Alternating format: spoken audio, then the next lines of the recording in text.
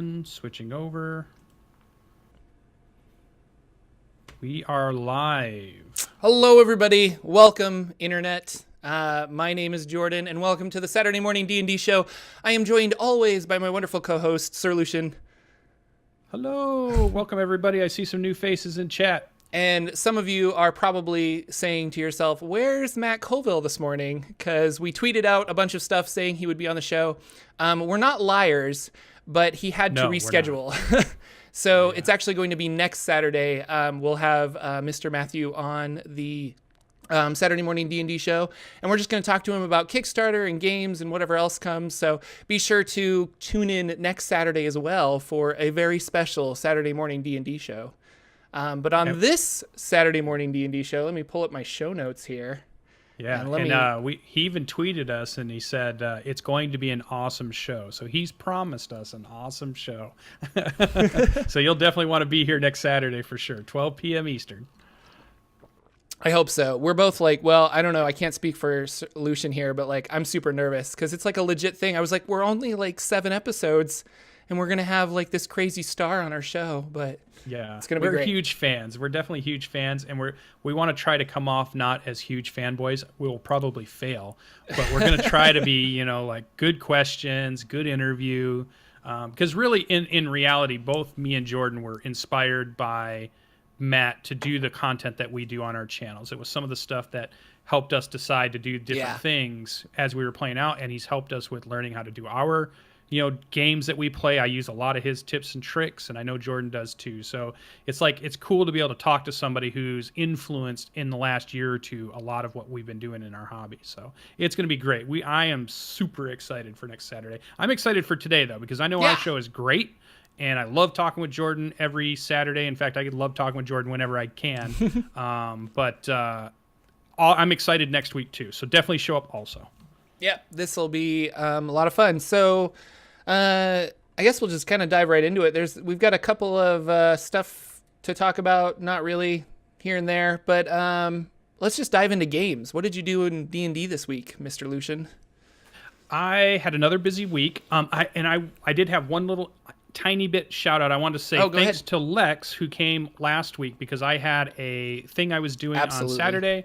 So Lex came in and sat in and talked with Jordan. They had a good show last week, and I just want to say thanks, Lex, for helping out. I'm sure we'll have you on the show again at some point, or maybe we can do some other stuff with you. Oh, no, for sure. Jumping back in. Go ahead. Yeah. No, he'd love that. And I just want to plug his YouTube channel, Dank Dungeons TV, because it was really nice of him to step in. And we had a really fun show, even though I forgot to record it. So, yeah, but I remembered this week, so this video will actually be up on Monday for those of you interested. Part, okay.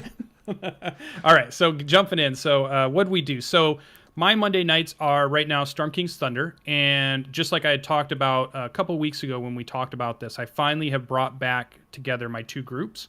I had them split and was playing one group on Monday, one group on Thursday, and we were alternating every other week to play to give me as a DM maybe more time for prep, more time for other games. It was kind of an experiment for a couple months. But I finally brought them back together, and they're now just playing it's a one large group, 7-player group on Monday night. We're going to play every week instead of every other week. And we talked about this a little bit. I'll maybe just touch on it again for just a second. There are advantages and disadvantages to having a game that runs every other week, and there are advantages and disadvantages for a game that runs every week. What I found is every other week we had pretty good attendance for those games. It allowed me to be able to play one-shots and do other stuff and prep other games and run more games than normal. But the problem is the players were having a hard time staying engaged between sessions because they were forgetting what happened 2 weeks ago. The excitement will last for about a week from one session, but then it kind of wears off after that second session, and they're not maybe as into it until you get going again, and then they're back into it. So that I was kind of seeing that. Whereas if you're running a session every single week, you can keep that excitement up. But what I noticed with an every single week game, attendance is hard. And I think you're going to talk about that a little bit with your games when you're talking about trying to get your friends together every Sunday. It's been a little bit of a hassle too. But that's what we deal with as DMs. That's what you're going to deal with for those of you that are your running games. So take a look at it. Like, I should ask you, do you because I cancel, like, and I also game with a bunch of couples. So like if one can't make it, the other one's just like, well, if my husband can't make it, I'm not going to come. And I'm like, okay. So when I lose a player, I always lose at least 2 players for game night. Which then of the 5 people at the table, it kind of makes sense to just cancel the whole night because we're a little less than half the people are just missing. But do you run it? Like, have you run it with just like, oh, this guy's missing, we'll just run the game without him this week? Or what do you do? Yeah, our rule has been currently, we've been kind of running with the rule. If one person's gone, we're going to still run the game. Mm-hmm. And I've practiced or experimented with, I run their character for that session, and I run them in a dumbed down version so that I don't have to, because you're already running lots of NPCs and you're keeping the game going. So having to run a full character at 5th level can be a lot also. Yeah. So I'll run them as just like knowing they just fireball. What that character can do. Like I'm like, I don't play your character. I don't know. What they can do. Or but the rule then is if more than 2 people are gone, we cancel the game because there's no way I want to play that much if we're going to have that much of a difference in who's there. So that's been our running rule. The other thing I've tried is we've let another player play the character, which has worked. The only problem there you get into is they get a little bit over metagamey when you have one player playing 2 characters, right? Mm-hmm. You got to have the right type of player who's willing to RP it the correct way and not set up some super crazy combos because they have 2 characters that they can use. They're looking at turn orders. They're planning in their head because all of a sudden they've got all these actions from 2 characters that they're playing and they're going to synergize it. That gets a little crazy too, so you gotta be a little careful there. But it lets the game keep going. Yeah. And they get to make the death save. So if the death saves happen, it's on the player rolling them, not me. And then they come back because we've had that. A player was gone for a night, and his character died on that night. The bard died. Yeah. So he comes back, and we're like, "Oh, sorry, you died." They had to resurrect him, and I felt bad because he wasn't even there to roll his own death saves. He wasn't there to play his character smarter, or anything like that. So it's definitely interesting. So, but that's Storm King's Thunder's Monday. That's on Twitch. You can check it out on YouTube, and we'll talk about that stuff towards the end. My Tuesday night game is a Adventures League game, but we're playing online with the Narcissus, and I'm playing with PB and Nomadic from he does a podcast. So they're all kind of content creators. Mm-hmm. And it's super fun. Small party, 3 people.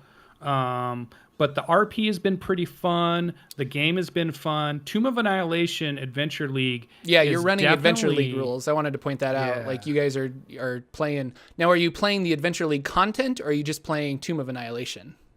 No, I believe it's the Adventure League content. Okay. I believe. I think that's how he's doing it. And it's a little bit more hardcore. It feels like than some of the other games that I've seen or some of the other adventures. We died in the second session that we had. The first fight that we had, 2 characters died. We had to make 2 new characters. Yeah. And we nearly died in this last one due to low-level characters, but they had 2 attacks and they had pack tactics, and that whooped us being only second-level characters. Yeah. But it's a really fun game. That's a Tuesday night game, and I have a ton of fun there. The thing that I kind of noticed about that, the DM was rolling really well, right? And does he roll in the open? No. But I trust him. And the funny thing about it is sometimes even your best plans can be laid low by your DM rolling high and you rolling low. Because I rolled single digits for like 5 rolls in a row. Right.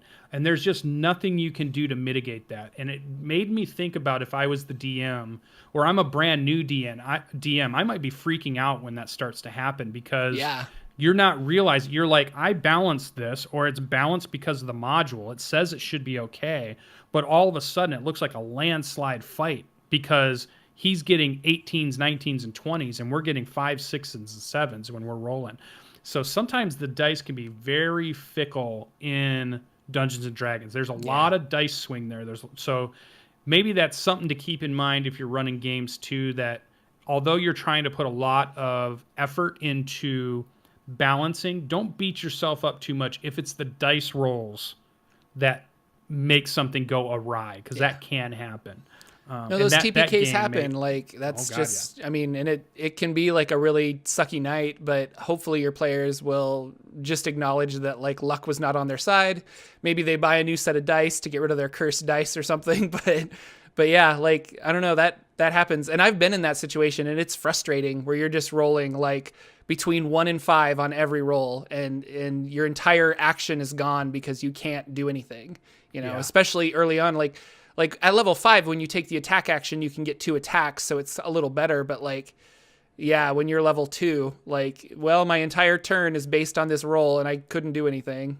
Or when the DM rolls saving throws because you cast Vicious Mockery or something, and it's like, well, now I don't do anything. But yeah, it is persevere. and a question I had too, because I noticed this was something I didn't realize in his campaign and in Anaris' campaign. If an NPC dies, they are dead. They hit 0 or go lower. That's it. Now, in my Storm King's Thunder, I let my NPCs do death saves to give the players a chance to bring those guys back. And they haven't. At times, NPCs have died, but they've got a shot to bring somebody back. In Anaris' game, it's like they go below 0, they're out. And that's just the NPCs? No, yeah. Okay, not player characters, but yeah. Not players. Yeah, just so I was wondering, in your game, are you letting your NPCs do death saves when they go to 0? Like even the allied ones, right? Let's say you have a guide is following your party, or they have some type of pet, or they have something else. Do you let a death save happen for NPCs? Well, the only we have a Fey Corgi that the Beastmaster Ranger has, and when that hits 0, it's out of the fight. But at the end of the fight, they can bring it back through medicine checks and on healing and things like that. So I don't make the dog just gone forever. Because I think that would make it really sad for the Beastmaster Ranger is really attached to this Fey Corgi that we have. So we've kind of made it so that it can be incapacitated, but it can't be gone forever. It's like a magical creature in that sense.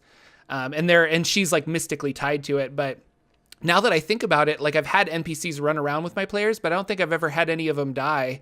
And I don't know. I think I like Anaris's, I like that, where they don't get death saving throws. I think that's really makes it more real, I guess, that it's no, they're gone. They got a dagger through the neck. There's no coming back from that. So sorry, unless you want to do some kind of resurrection magic or something. But, and it keeps the game rolling. They're not doing death saving throws, so you're not doing death saving throws. True. Treat them like monsters. Monsters don't get death saving throws. So I don't know.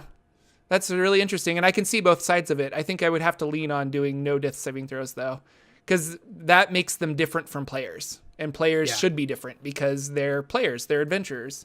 So yeah, I think I was doing it because it happened early enough on that they had an NPC that had information that they needed to have, but went down super quick by just some random thing by accident. Mm-hmm. And I was like, this guy can't die quite yet. They need that information. So I made him unconscious, and I was in front of them rolling death saves. So it showed them that this person went down, and you've got about 3-ish rolls to either make the decision to save this person or not, or let him go.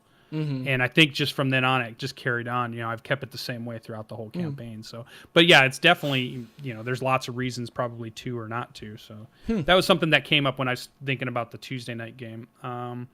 Thursday night game is a homebrew West Marches style adventure with 5 players. Fantastic game.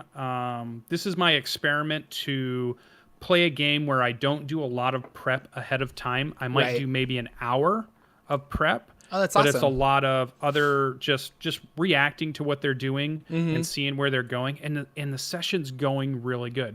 Storm King's Thunder, I'm prepping way more to be ready for those sessions.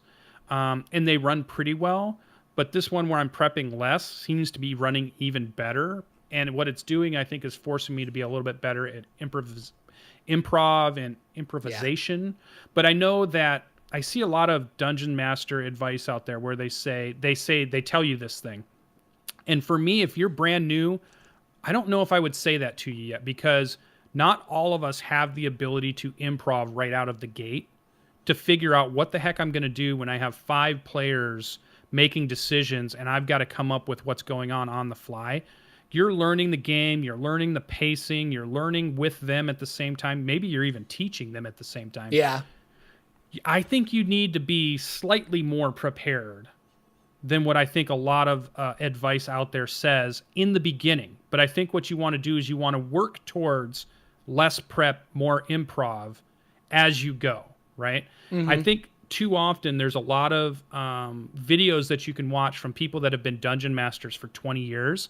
And in their brains now, after being a dungeon master for 20 years, it just makes sense because they are good at that improv.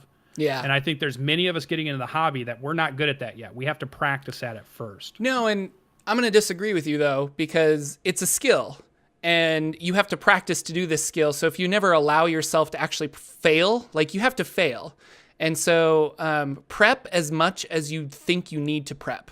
And that would be my advice. Like if you are a new dungeon master or any dungeon master, you're just like with my game this last Sunday, I knew that they were going to wander in the desert. And so I had prepped a couple of roll tables so I could roll randomly and see what was on there. And that's all I prepped. And other than that, it's like, I don't know what I'm going to roll, but whatever I roll, we're going to improv it. And jumping in and just doing it, I think is way better than being overly cautious. And I don't know if that's exactly what you were trying to say, but it feels like you're saying like, like I'm disagreeing with you. Yeah, if you're not good at it, then you need to like, ease into it. And I'm like, no, you need to dive in. That's funny too. Because if you dive in, then it's like you have to think on your feet. And I'll be honest with you, your first session. Your what? How'd your very first session go that you ever DM'd? Oh, it went terrible. Did you do that? Yeah, no, it went terrible because my players were doing things that I was not expecting.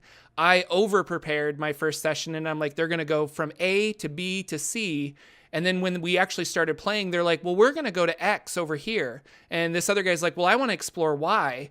And that was when I realized, I'm like, well, I don't have any of that prepared. So we just started improvising, and it was awful from my perspective. My players had fun, but like I was a nervous wreck because I'm like, I don't know what I'm doing, to the point where I think I said to one of my players, I'm like, I don't think you can do that. And they were like, I thought this was Dungeons and Dragons. I can do anything. And I'm like, well, but I wasn't so just dive in. I don't know. Just do it. Yeah, I think it's the more you do it, the with easier both. it gets. And I think you have to do a little bit of both. Okay, but sure. There's lots of different ways to look at it and do it. That's why you always have different DMs and they have different styles. And I know I underprepared in my first session, but had the same experience where I had to all of a sudden improv because I had not prepared enough. Right. Because they started asking me a bunch of and we were at a table when I did my first one. And so I didn't have readily accessible to me like internet to say. They wanted to know every single NPC's name, every family name, every kid that ran by's name. And all of a sudden I don't have any of that stuff because in my head, none of that happened to be relevant. But they were getting into the story so much that I hadn't realized that. So all of a sudden, like you said, I felt like I'm stumbling around. But here's the key where we're both exactly right. The players had fun no matter how much me or you looked back on our sessions and said, oh, I don't think it was good, or I could have done better, or I wish I'd have done this. If you talk to the players, they had fun. They had no idea probably how much we might have struggled in our running the game because they don't really care. They're concerned about the story and their character and maybe learning the game. They're not really paying attention to how well you're prepared or how they're just there to help you be successful and have a fun game. So you don't have to worry about that. It's all about beating yourself up a little bit, I think, when we look at those kinds of things. But it's good that we don't always have to agree on everything. That's good. It reminds me of just a couple weeks ago, I introduced a new NPC that my players like randomly met. And one of my players was like, well, what's his name? And I'm like, Willem, blah, blah, blah. Like his name is Willem and he's from here. And they're just like, oh, who's his mother? And they were doing this on purpose as a joke. They're just like, who's his mother? What kind of like political opinions does he have? And I'm like, screw you guys. Like his name's Willem. We're stopping with that. You can talk to him some more if you want, but he's got very limited knowledge. Yeah. Well, or the other part here, this happened to me too, where I made up a name on the fly 7 sessions ago, and they asked about him 7 sessions later, and I had to try to remember who it was that I made up this random name on the fly. Make good notes after your session. So if you make up stuff, make sure you're writing that down. So if it ever comes back up again, you're like, oh yeah, that dwarven blacksmith you met really name was Roggar, not second name that I've given out because I've forgotten what we did 7 sessions ago. And so part of keeping notes for me is I'll jot down a name and maybe like a little blurb about him. But then after the session's over, when my players leave, I reopen that book and I'm like, okay, who was that and where? And I organize it. Because if I organize it after the session, then I seem to remember it. That's useful because then, 7 sessions later, you're like, I remember writing that down and I organized it under NPCs here. But just in the moment, like, jot down, his name's Willem. He's a blacksmith from Coldport. There you go. Yeah. So yeah, and I'm trying out too. I'm experimenting because I'm always trying to figure out the right way, not the right ways, but the ways I like to do things. Yeah. And so Storm King's Thunder, I'm using a notebook, pen, notebook, writing notes down and doing that. My other campaign, I'm doing in OneNote, all on the computer completely with links and pictures and everything. And I'm trying to decide which one I like best. It's funny because there's things I like about writing stuff down in a book, a physical book. That's cool. But there's so much cool capability in OneNote for me to keep track of arcs and characters and pictures and music references and links back to what web pages I found those things on, and then links to lists and treasure lists and reroll these things. So there's both, each have really cool benefits to using them. I haven't decided which one I'm going to stick with because I'm going through both campaigns trying each one out. So if you're a DM out there and you're brand new, you're coming to the show looking at advice, you're seeing how we're struggling through it. We're not telling you the right way or the wrong way. We're telling you our way, and then you can kind of pick like if yours might work for you, or you want to take little pieces of what Jordan does, or you take little pieces of what Lucian does, and then you make your way. And that's really the best way to become a DM, is you're going to be your DM with a few pieces that you gathered from people that you like. Yeah, absolutely. So that was my week. That was my week in D&D. 3 games, good fun. How was your week in D&D? Pretty good. I mentioned it earlier, but like I just had a bunch of roll tables for my Sunday game, and they're in the desert, and they're kind of wandering through the desert. They picked up a couple of rusty robots from some ruins that they like repaired, and so now the ranger has these 2 robots that are following her around, and she's absolutely in love with them. She's like, no, I'm gonna have them carry me, and it's gonna be like I'm gonna like Prince Ali from the desert, and I'm gonna like come in with a caravan of robots like holding me up, and I'm like, whatever, that sounds awesome. But I knew that they were in the desert, and I've never done like a hex crawl before. That's something I want to try, but I really like random encounter tables, and I like skill challenges. So instead of like crawling through hexes, I just say you need to get from point A to B, and we do a skill challenge. Everybody rolls initiative, and I stole this from 4th edition. Specifically, I stole it from a D&D podcast, a 4th edition real play podcast called Critical Hit. And they have some really, the Dungeon Master just had some really awesome rules for skill challenges where everybody rolls initiative, and then you have to pick a skill that is on your sheet, and you have to create a story around that. So it might be like you're walking and you're just like, it could be something simple, like I want to use perception to kind of see if there's a particular path we should take. Or it could be like, I want to use survival to see if I can find some water in the desert. But through those skills, we create a story. And then they have to get so many successes before so many failures. So in the case of the desert one, they had to get 8 successes before 3 failures. And whether they succeed or fail, something happens, but it's augmented. So in this one, they came across a sandstorm, and part of the skill challenge was figuring out how to get through this sandstorm and whether they wanted to like stop or whether they wanted to press on. And then after the sandstorm, some sand worms, some big purple worms attacked them.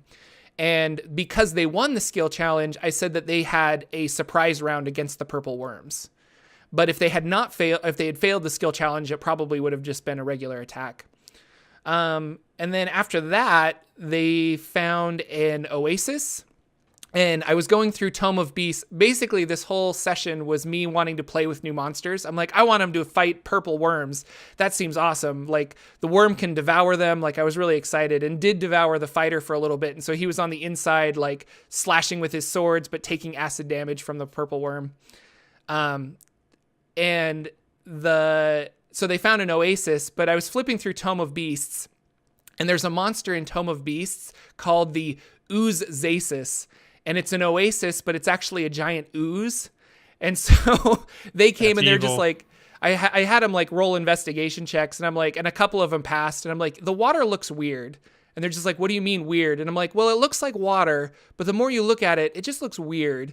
And the other ones were role playing like, well, the water doesn't look weird to me. Like, I walk over and drink some of it. So they started drinking some of this Oozasis water, and then the giant ooze like rose up out of this. And I mean, this is like a 30-foot cube ooze because it's like a giant oasis. Wow. Really easy to hit, only has AC 7, but has like a crap ton of hit points.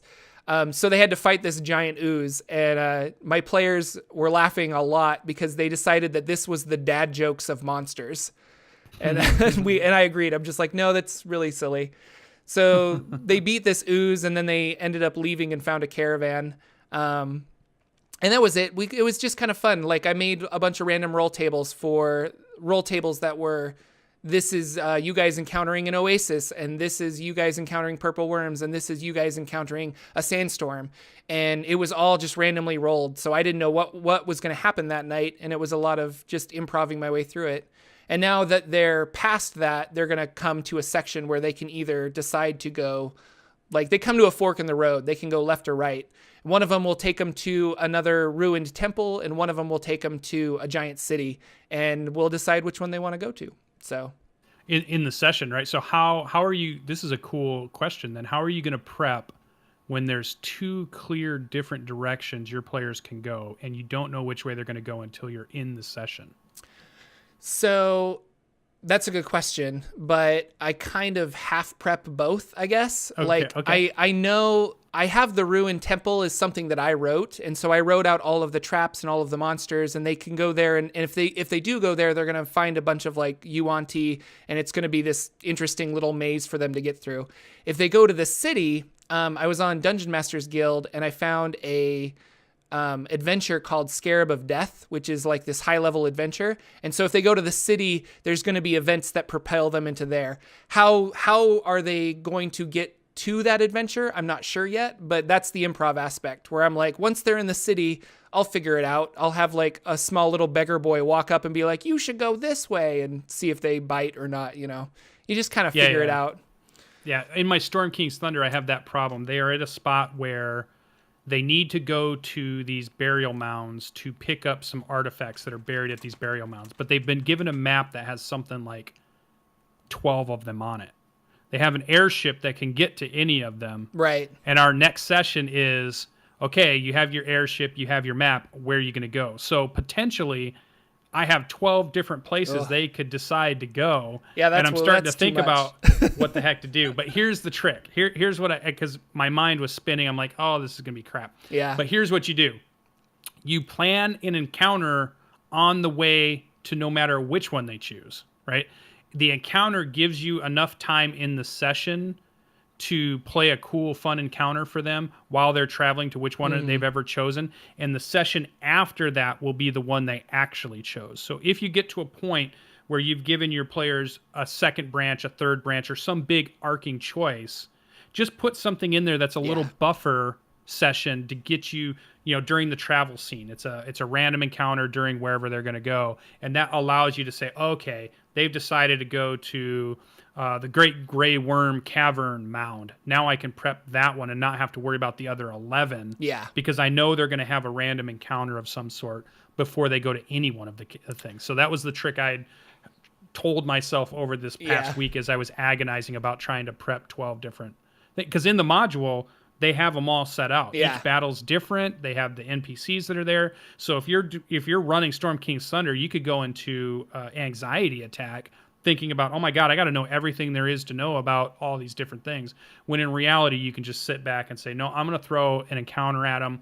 That's going to take up our 3-hour session. And then I'll know where they're going for the next session, and I can prep appropriately for them. So, and I think just like, and I was not smart because I didn't do this, but if you are clever, you can get your your players to a certain area or a certain decision point at the end of a session and say, hey, do you want to go to the city or do you want to go to the ruined temple?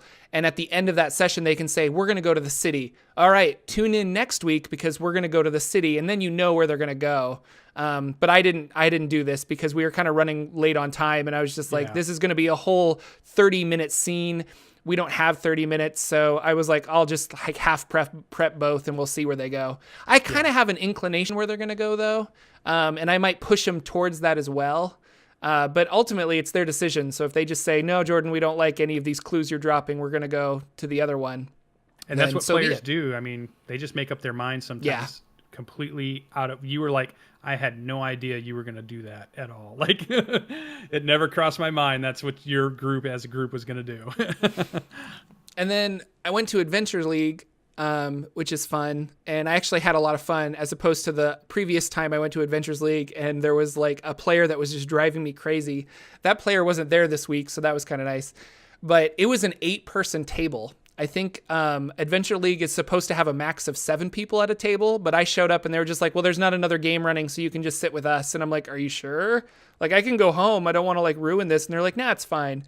And that is just way too many people to play D&D with. I had fun, but it was a chaotic experience. And the only thing I wanted to ask you, because this is something that I thought was interesting. I'm playing a bard and we were fighting a bunch of rats. And I said, I want to cast Vicious Mockery on one of the rats. And the DM wouldn't let me. He's like, well, the creature doesn't understand the language. And I'm like, but the spell says that the creature just has to be able to hear me. But he was like, no, I don't agree with that. Like, they have to understand you. So it got me thinking, like, the spell says creature, which would mean undead, beast, like a whole bunch of creatures that couldn't necessarily understand you. How would you rule that? Because I was looking at it being like, you totally nerfed me. Like, why did I take this cantrip if I basically can only use it on humanoids? No, yeah, I would let Vicious Mockery be used because there are spells where they specify only if they can understand language. Right. There are some spells that say that. Yeah. So if Vicious Mockery was a spell that was like that, it would have had some text in it that said, this only works on creatures that have a certain intelligence and can understand some type of language. Yeah. If it doesn't have it in there, then it works. And it's basically, to me, RP-wise, I'm thinking you're making like predator noises, things that mess with the rat, things that scare it or intimidate, or you're making more rat noises to say, haha, I'm the bigger rat, you're a small rat, come at me, bro. But it's just like chittering or whatever, and it's on that more primal level. I think the spells tell you when that's appropriate and when it's not. So for me, Vicious Mockery doesn't have that listing in there. I would let it go. It really threw me for a loop because I'm just like, but we're playing by the rules and the rules say, and he's like, it doesn't make sense, so we're not gonna do it. And I was like, well, okay, because I was and I liked your answer, but in my mind, it's psychic damage. So you're psychically hurting him with your song somehow, and it translates into like insults and things like that with a humanoid, but maybe with a rat, it's just like psychic damage, like you're intimidating them with your presence or something. So yeah. My nasty response to that, and this is not the appropriate response at the table for your DM who's trying to, but my response is, okay, that doesn't make sense, but the drow elf next to me who can see in the dark 120 feet, that makes total physics sense. Right. You know, we're in a world of magic and flying dragons. You know, none of that makes any sense, but that's where you're going to draw your physics line, of no, that's not logical. So I'm always a little careful. But I always think of this too. I'm really careful about this is that the DM has a tough job. They have a certain type of game they want to play. They're giving up their time to make a game for other people for the most part. And so I'm rolling it. Because like it happened with Anaris where we had a rule that killed my character that when we went back and looked at it would not have killed my character. And I wanted to argue a lot in the session because I knew Thunderwave can be moved in a different way than it was. But I was like, nope, this is your game. I'm not going to be the guy who's going to rule monger you. That's how you want to rule it. We'll let it rule it. And we talked about it after the session, and we had a good discussion about it so that we have a way to say, well, when I think a rule does this or you think a rule does that, we have a way to discuss it. But we keep the game moving at the moment. So I think it's a good idea to let the game continue And that's then what I just did, have a yeah. discussion at the end. Yeah. I was like, it's not worth the fight at this point, roll because with it. especially with Adventures League, like next week I might have a completely new DM and I have to go through this again. So you never know. Be flexible, I think, as a character. If you're a player, be flexible. If one thing you wanted to do didn't work, don't get so set on that it ruins your fun. Because I've seen a lot of players where they get in their mind that I want to jump on the fire giant's back and I want to stab my dagger in the back of his neck. I realize that's what you want to do, and it sounds super cool in your mind, but there's no mechanics in D&D that let you necessarily do that, right? Mm-hmm. So if you're at a table where the DM is like, you can't really do that, be ready to do something else. Don't let that just be like, oh, all right, I can't do the one thing I want to do. I'm checking out. Just come up with another cool creative idea. Just find another way, come at it. If you're that creative to come up with the first idea, you're going to be creative enough to come up with the second idea. Don't let that ruin you if for some reason your DM didn't let you do the one thing. Right. Yeah. And so that was my week in D&D. It was a lot of fun. The only other thing that was fun is I wanted to ask you, have you heard of Dungeon Crawl Classics? I have, and I know there's a big growing community. I have not heard of it, but I will be playing in a Dungeon Crawl Classics game next Saturday at 1 p.m. Eastern. So right after the Saturday morning D&D show, I'm going to jump into a game with Lex, who's in chat here. He's going to be the DM and run it. And what I wanted to talk about is the character creation. Because Lex came to us and said, hey, make 4 characters. And I was like, 4 characters? And he's like, well, in Dungeon Crawl Classics, you start at level 0. You're basically like peasants. And then it's survival of the fittest. Like, which of these characters will survive is interesting. And you roll randomly to create this character, which I thought was really fun. So you literally go down like strength and agility. And I roll 3d6 for strength. And then I write that down. And then I roll another 3d6 for agility. So not like Dungeons and Dragons where you can like roll and then place them where you want to. Like you just have to go down the line and roll them. So I have a couple characters that have like severe negatives, but a couple positives. And I have some other characters that are like more balanced at 0. But and then you roll a profession and you roll equipment. So like one of my guys has a shovel because that's what I rolled. And I'm like, I don't know why he has a shovel, but it's interesting because you create the story based on what you roll. So I'm like, oh, he's got a shovel, or oh, he's like a farmer or something. I'll figure it out.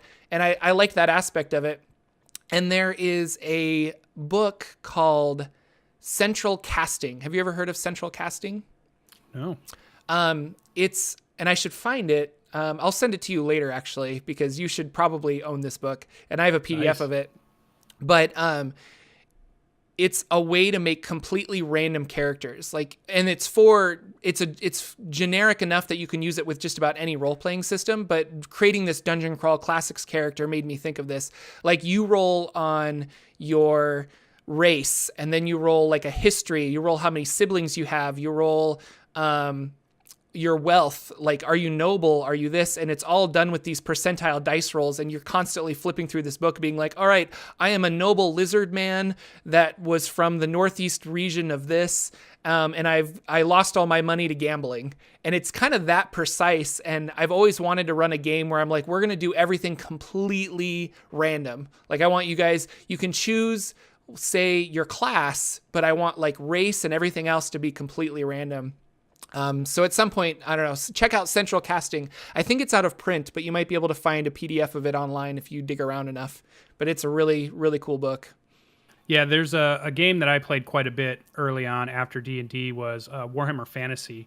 And in that is the same thing. You can randomly roll everything from race to profession to everything. And what I liked about it is you didn't spend a lot of time coming up with your backstory and going through books trying to make the perfect character.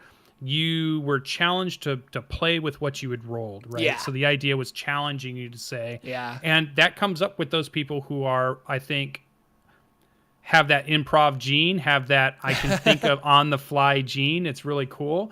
And it is fun. It is fun to be able to say, I have no idea what I'm going to sit down and play. And all of a sudden, the dice gods say, oh, tonight I'm playing a paladin, whatever. Or the dice gods say, oh, tonight I'm a thief, who can do this or that. So Yeah. I think it's cool to come at that some point. And DCC is supposed to be really fun.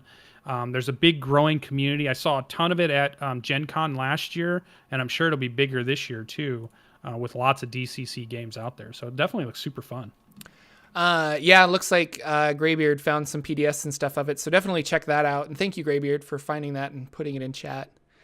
Yeah, we had a... Do you want to answer some chat questions? Yeah, I saw one question. Do we have some others? Yeah. And then we can wrap it up with some questions. If you guys have questions, you can write them in chat, and we will try to get to as many as we possibly can. I like this one from, and I think it's going to be Chong Bombadil. So a little reference to Lord of the Rings there a little bit. This one might be rhetorical or just funny, but when do the outlandish ads for toys and sugar cereal begin? Yeah, I'm hoping that we eventually get 80s sponsoring from like He-Man and G.I. Joe cartoons and Mattel and all those. Yeah, and definitely cereal. We're here near Battle Creek, so cereal, that'd be cool. If you want to sponsor Saturday Morning D&D Show, please email Jordan at or tweet at me. Yeah, for real questions, what if you have the opposite problem? People constantly asking you to run games or too many people wanting to show up for the campaign. So, Jordan, have you had trouble where everybody's heard that you're running a game and all of a sudden you have too many people wanting to play in your game? I wish that was my problem and I actually went to another group of friends trying to start like a Tuesday night game. But they ended up being too busy as well. So it just kind of fizzled out. They were interested in it. They were like, no, that sounds a lot of fun, but I don't know if it's just the location I'm at, the age range that I'm looking at, because, I'm in my 30s, and so all of my players are in their 30s or 40s. If I had like a bunch of 20-year-old friends who had more free time that wanted to play games, but I have the opposite problem where I'm the one pestering people, like, I'll run games for you, but then they're just like, oh, sorry, Tuesday just doesn't work. Online might be different. I don't tend to play a lot of online games.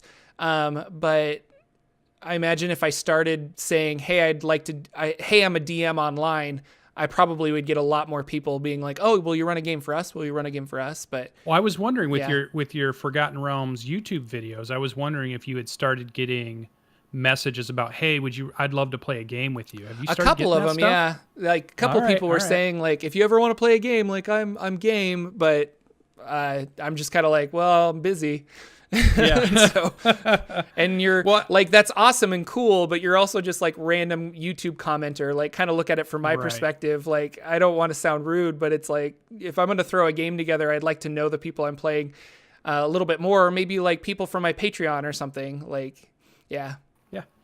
It was, for me, it's been, I'll try, Lex. I'll try to be your online DM. We'll see if I can make it work. I've actually have a ton of time to run games, so I've been able to mostly keep up. But there's definitely been a lot of, I haven't had enough time to run all the games I want to run for sure. So it's just trying to mix and match, because I'm looking for people that have decent microphone quality as far as when we're playing online. It'd be nice if we could do cameras, although that's not all of our games don't have cameras, just because everybody doesn't do that. We have a big game where we have 7 players. We had up to 8 at one point. Ugh. And that was starting to get a bunch, where we've toned it down to somewhere around 4 or 5 seems to be the magic number for games for me. But so far it hasn't been too bad. So that was one of the questions from Chong Bombadil. I thought I saw another one in there. Yeah, there's a question for chat. Yeah, there we go. How do you balance the randomness that comes with rolling and players having different ideas with a larger narrative if you're a narrative DM? That's from Cyberwolf.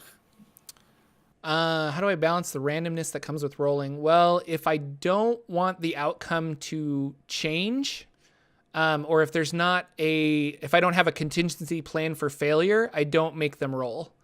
Like if a door is locked and I'm just like, nope, you're a thief. It seems like a simple door to open. You can unlock it, or I just won't make the door locked. But if there's a chance that they don't go in that room, then there's a chance for the thief to roll to lockpick it. As far as like it's a really good question. I'm not entirely sure how to if you're with a larger narrative, I guess I would just say that, like, don't make them roll if you don't want the outcome to be by chance, you know? Yeah. So. Not like that. Because you have control of the DC, right? Yeah. And even if somebody fails a DC, I've seen Perkins talk about it. I've seen Merles talk about it a little bit. The idea that a failure doesn't mean you don't do it. Sometimes a failure means it takes longer. You still do it. You succeed, but there's a complication. Right. A lot of games will do this where you get the success that you wanted or needed, but because you didn't roll well, I'm going to give you something bad that happens to you. But the door still opens, like you're saying. Yeah. So in that context. Yeah, like the door opens, but there's poisonous gas, so everyone's poisoned for 10 minutes. Right. And that's or you your break that's the your lock, consequence. it can't be locked again. It can't. The door falls off the hinges. It can't be shut again. It makes so much noise. It brings a random encounter of some sort. So they get what they wanted, but there's a problem with it also. But I also would say, like I've done money as a reward in this instance, and I was just thinking, so like my players, they're either going to go to this city or this ruined temple. How do I make them go? Like, how do I nudge them in a direction? Well, if I say, if I say, hey, we'll hire you to clear out this random temple for 500 gold, they're more inclined to do that than they are to do the city, and they pick up on that from me. I was just thinking back to a time when my players were in a new area, and one of my players said, do I know anything about this area? And I said, roll history, and she rolled a natural 1. And I said, I want you to know this so you have advantage. And she rolled again and got like an 18, but I handled that completely wrong. I shouldn't have given her advantage. I should have just not had her roll. Like if I wanted her to know that, there was a chance she could have rolled a 1. If I wanted her to know the information, I should have said, yes, you do know things. You know X, Y, and Z. If you want further knowledge, roll now. But you know at least what I want you to know. And then she could have rolled for like extra information on, I don't know, the eating habits of the undead or something. Yeah. And one thing I would caution that I think a lot of DMs fall into the trap of, be careful about forcing your narrative on the players, right? Because in reality, we're creating a game that is their narrative, and we're trying to create their hero story with a little bit tied into what we want to do also. But I've been in games where if you go off the rail that the DM wanted, they get aggressive. They get upset. They are not happy that you're trying to climb a fence when he clearly said there's a fence there. No reason for you to go that way, right? Yeah. And you're like, but I want to go over and see that house. And he was like, no. My story is this, and you're on it. Don't be that DM. Be in moderation, right? So have your idea of what a cool story arc is, what a cool overarching thing is, but also make sure that you're giving the players plenty of room to have their own narrative and drive the narrative themselves, and not you driving the characters along the narrative you want them to be on. So I would say be careful a little bit, that as far as you can, and I think all of the other stuff we said was really good too. And something we've just been saying this entire time is practice. The more you do this, the more you're like, oh my gosh, I'm like, my players are upset. I'm forcing them to do this. You kind of figure it out. You're like, and I've done that too, where I was just like, oh, like when I was a baby DM, there were lots of times where I'm like, oh, I'm really railroading here. And I hate to use railroad because there's a certain amount of railroading that has to happen. Like the players have to go on the adventure. But when you're actively saying no to them, it really hinders the game, and try to not do that, I guess. And I did that early on. I'm just like, well, no, like you can't go over the fence. The fence is electrified. Yeah, it's like, well, 10 I feet cast high. this spell that like gets rid of the electrification of the fence. And I'm like, well, your spell fizzles and doesn't work because there's an anti-magic field. Like you can always one up them, but that's not fun. Like let the players use the tools they have to figure things out. And maybe they do go climb that fence, but what do they find on the inside is just like a black pudding that attacks them, because that black pudding is guarding a like magical dagger. And there you go. Like there was nothing there for them to find except a magical dagger, but I don't know. It's interesting. Yeah, be ready to turn their narrative into your narrative. And I think if you're thinking about that in the beginning, don't think of it as, because so many people say, I'm writing a book and they're just my players in my book. That's not what it is at all. This is a collaborative game that we all come together to play, and everybody has an equal part. I don't have a higher part than they do. They don't have a higher part than me. We're all working together, and we got to try to remember that. So for me as a DM, that's what I'm trying, because I have like playing a Storm King's Thunder module. You feel like, oh, it's the module, so they must go from point A to point B to point C, because that's what the module says. That's not how you should run that.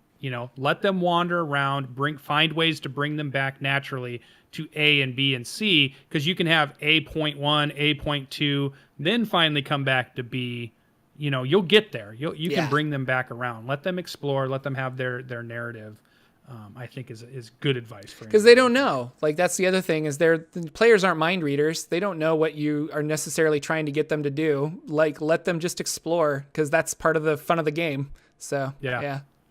And they try to think of what you're doing. It was the perfect example of that was my one-off comment. We talked about this in a previous show, where I just flippantly had said 2 of the scouts have been missing for 2 weeks.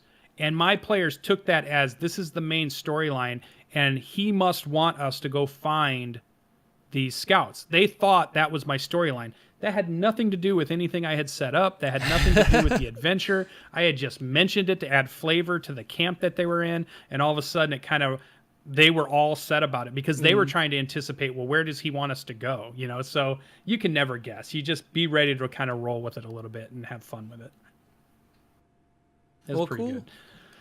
All right. Well, we're getting close to the end here. Yep. We went a little bit over just answering some questions, but we had some good chat interaction, and that's why we're looking at chat every now and then here and there. And we usually have some extra stuff, but it feels like we got to the end of our show. Do you want to take us out? Yeah. I just want to plug Lex's game again. The Dungeon Crawl Classics games will be at 1 p.m. on next Saturday at Nerd Immersion's channel. So search Nerd Immersion.